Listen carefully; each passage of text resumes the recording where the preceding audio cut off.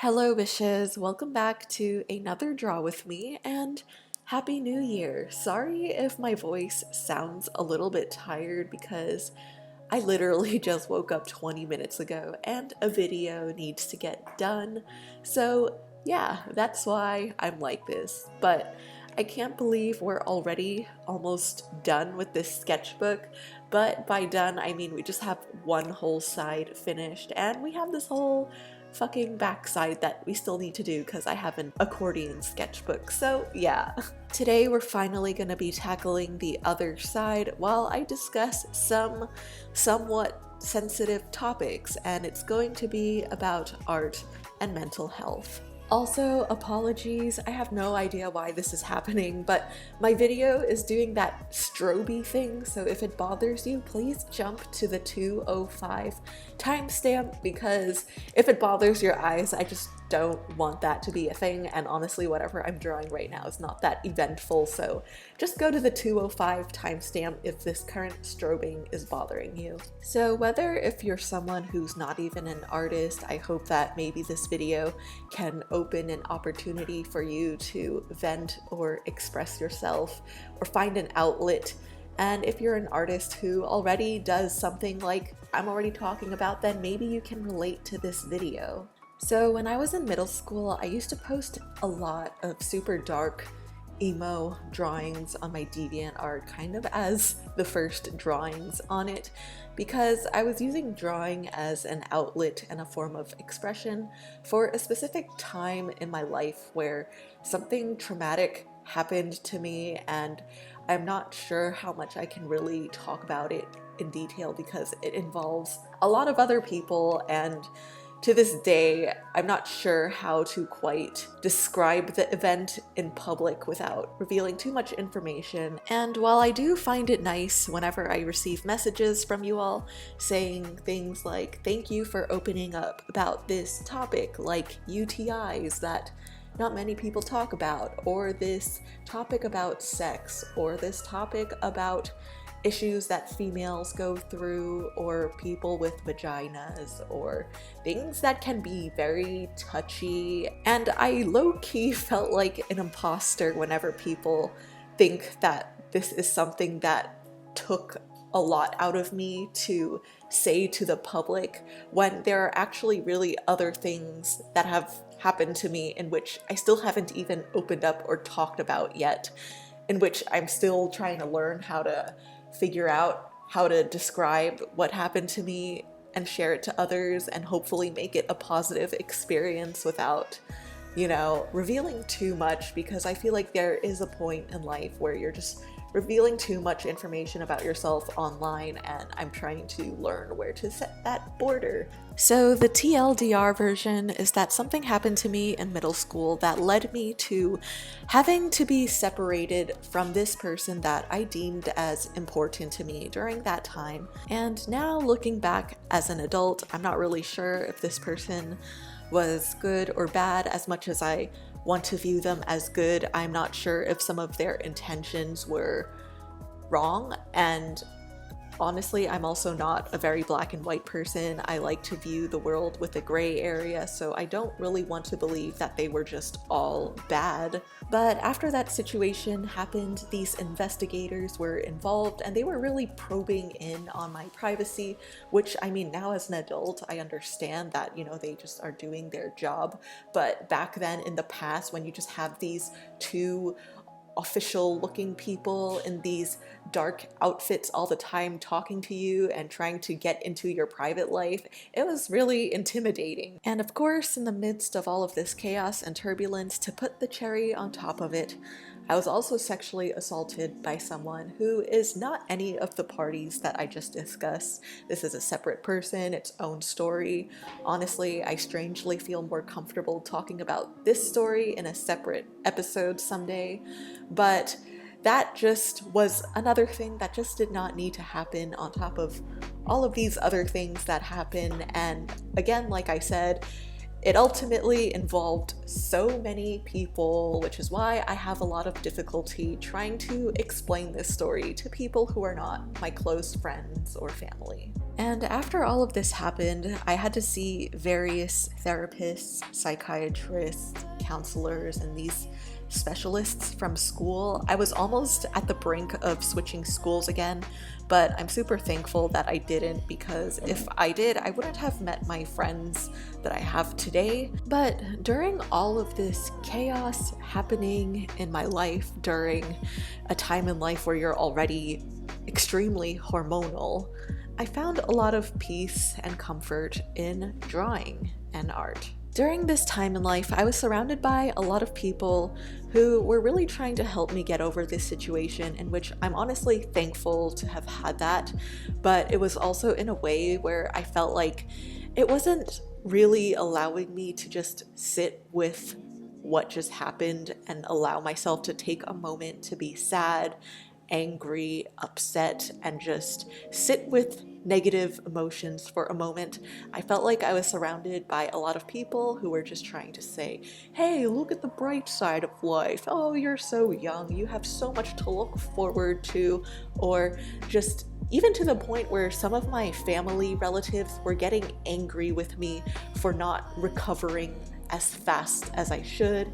And there were times where I would have these tense, angry moments with my parents, and I felt like even with that, no one was really giving me the opportunity to just sit down and deal with this negative emotion, and everyone was just such in a rush to get me to just be a happy, normal kid again and just act as if nothing ever happened. So for me, during this time, drawing and art became more than just a hobby to me. It started to have more meaning because it became an outlet for me, because during a time where I found it very difficult to even express myself or how I was feeling inside, I felt like the only place I was okay with expressing these negative emotions was when I was just drawing and just talking to myself in my head. And I'm pretty sure a lot of you can kind of relate to this, because that's why I think art can be therapeutic to some degree, because it's just you, the paper, the pen, and your brain just working things out together. And if you just put on some chill music, it's a great time.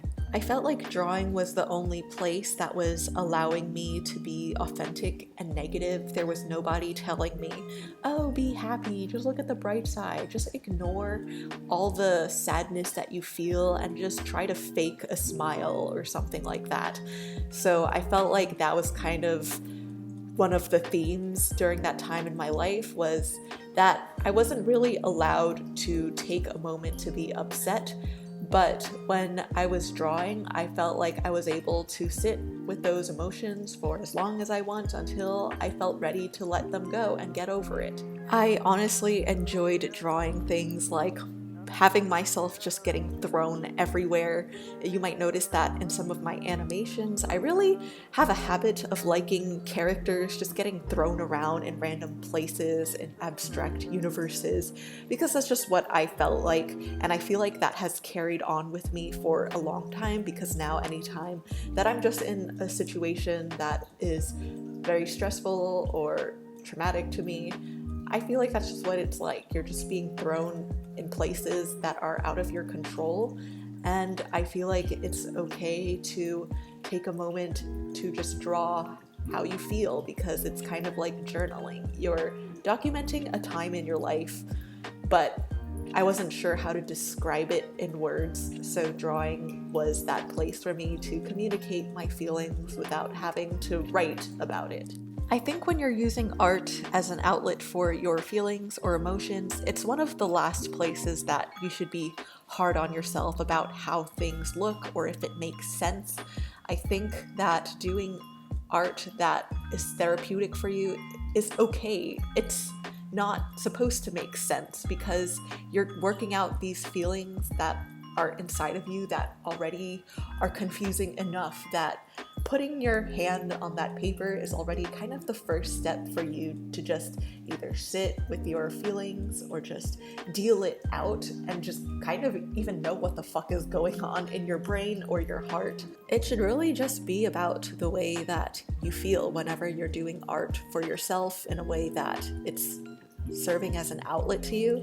Like, if you want to just grate that pen into that piece of paper until you tear it a new asshole, do it. If you want to soak this paper in black ink, do it. If you just want to draw yourself being sad all the time to just accept that that is how the way you feel right now, then do it. And while I do know that I just criticized some people for forcing positivity during a time that you just want to sit and deal out with your complex emotions, I also do think that there are times where if you want to draw something positive or happy, or just kind of acknowledge the small happy things in your life during this very turbulent moment, then do that too, because I think doing a mix of both is ultimately what's going to be the healthiest, because you're acknowledging both sides and not sticking to one extreme. But of course, this is just my personal opinion and how I kind of dealt out with stuff, because during the times that I feel like I went through the most upsetting, stressful things, taking the time to just draw something small that made me happy even for a split second did make me feel a little bit better and at peace with where I was in life. So yeah, it's kind of like writing a journal where you don't always just want to be documenting about the negative things that happen to you. Like, I don't want a journal that I look back on that only remembers my life in sadness and pain, but I also do want to still have moments in life where, you know, I talked about, oh, I went on this hike and it was a really great day.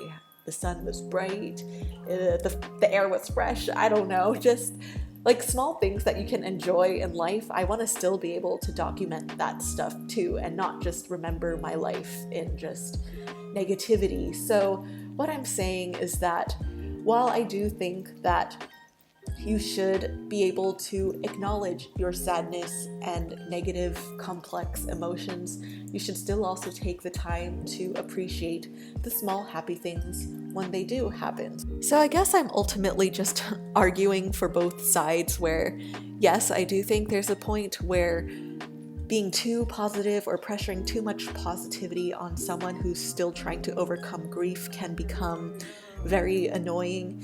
And at the same time, when you're someone who's just drowning yourself in negative expression, well, maybe you can try to take the time to try to explore some small happy positive things. Like, I know that's just my way of dealing with things, where I want to have two sides to the picture. I just don't want one extremity to things. So that's just, I guess, what worked for me was, you know, having some yin and yang action happening. So one of my New Year's resolutions that actually was my resolution last year, but I'm extending it to this year. And not to say that, oh, this resolution has an end date. It doesn't. It's just I decided to start making it a strong, conscious effort starting from last year, and it's just going to be a lifelong work from this point on, is to just let my emotions in more. Because I feel like although I do let my emotions in on a good amount, there is still more work that I can do with that.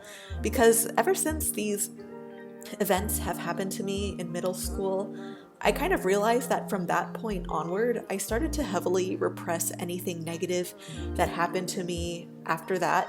And I almost even sometimes forget the details of what happened to me, or struggle to remember some of the small, minor, stressful, or embarrassing things that happened to me, and I keep band-aiding any of these events by trying to look heavily forward into the future and totally disregarding the past. And this ultimately kind of forced me to become numb to my past experiences to some degree. So now I'm trying to learn or relearn to sit with my emotions and allowing myself to feel things, whether it be happiness, sadness, anger, confusion, and just turning it into a more productive emotion.